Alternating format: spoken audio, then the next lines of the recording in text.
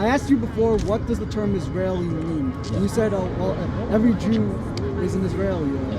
There are Arab Israelis, but Yes. like I also said, 60% of those Arab Israelis identify as Palestinian. So fill in the blank. Am blank chai. So we are the nation of Israel. Nowhere in the Torah or in our culture and our history are we called Jews, or there's this mention of Judaism. We're either Hebrews, the children of Israel, or the nation of Israel. The reason we became known as Jews is because the last name of our civilization 2,000 years ago, when it was colonized by the Romans, was Judea. Coming out of Judea, we created Judaism as a portable suitcase to preserve our identity and to pass it down in the diaspora, and we became known as Judeans. I'm not from the tribe of Judah.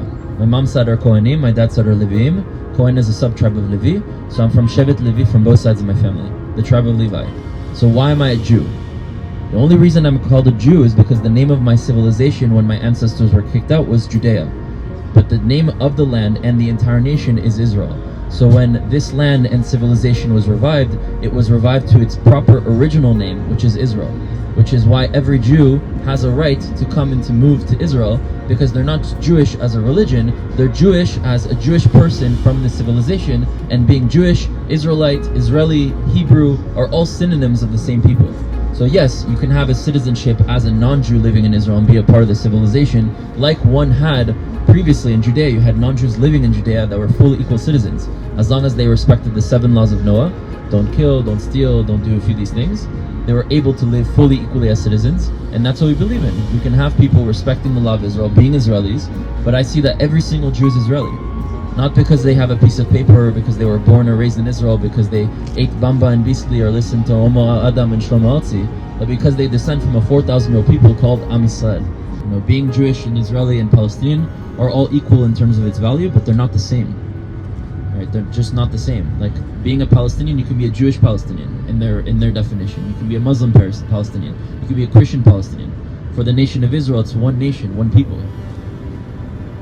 So it's not the same definition of what identity is. It has the same value, but we need to understand how we each identify, not superimpose one's identity on the other. And I think that's the problem, because many Palestinians, when Jews talk about their identity, and when they talk about their right to self-determination, and when they talk about their future, they tend to think that it's the same thing of what they mean for their self-determination and vice versa. So we tend to be in a competition rather than understanding what are the true needs for both peoples, what are the true identities of both peoples, and how can they coexist and live together, and they actually fit perfectly.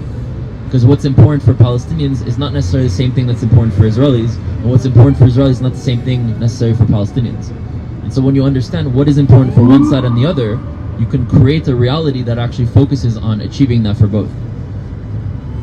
And I think we haven't been doing that. So this whole idea of a peace process is no peace process. We tend to superimpose and try to take for one side instead of the other, rather than actually trying to build a reality where we come together and build something based on the needs of both peoples.